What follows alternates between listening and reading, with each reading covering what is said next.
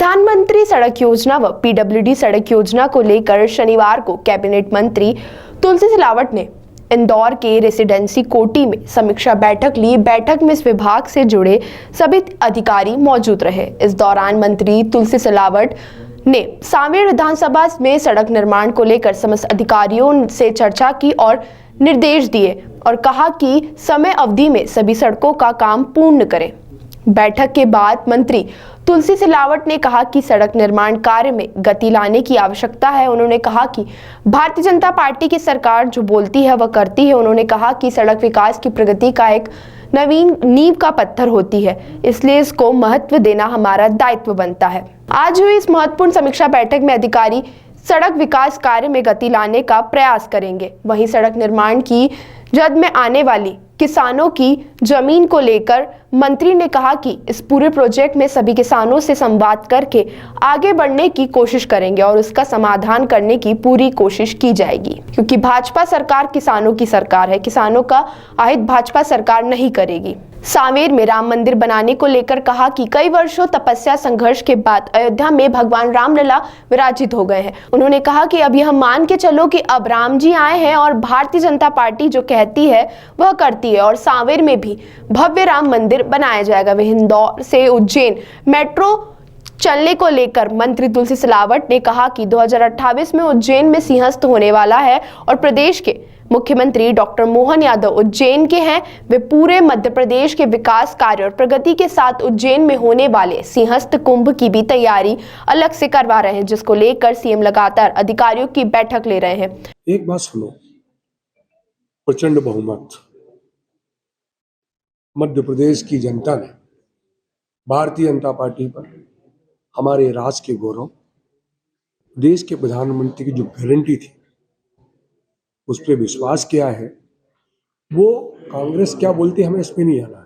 मैंने कहा ना कि किसानों को सबसे पहले मुझसे मिले थे और सैकड़ों की संख्या में आके मिले थे। सांसद जी से मिले थे, हमारे सारे विधायकों से मिले थे भारतीय जनता पार्टी के।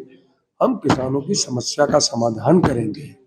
अब कांग्रेस अपना दायित्व का निर्वाह करेगी, हम अन्नदाताओं की समस्या का समाधान करने की कोशिश करेंगे।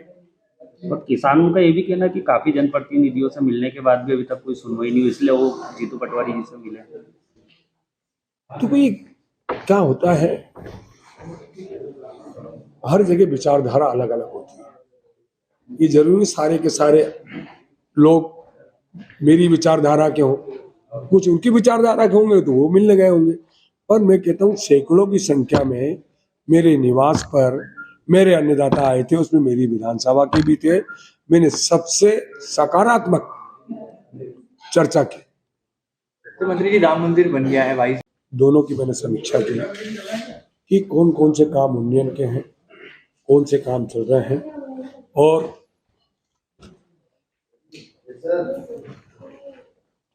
तो ये सारी सड़कों को लेकर सारे अधिकारियों को बात की, निर्देशित किया कि समय अवधि में सारे काम, क्या प्रधानमंत्री सड़क हो या पीडब्ल्यूडी की हो, एमडीआरडीसी की हो, ये सारे की सड़कों के लिए सब हमने आज समीक्षा बैठक की थी और निर्देशित किया है कि गति लाने की आवश्यकता है, क्योंकि ये डबल इंजन की सरकार है।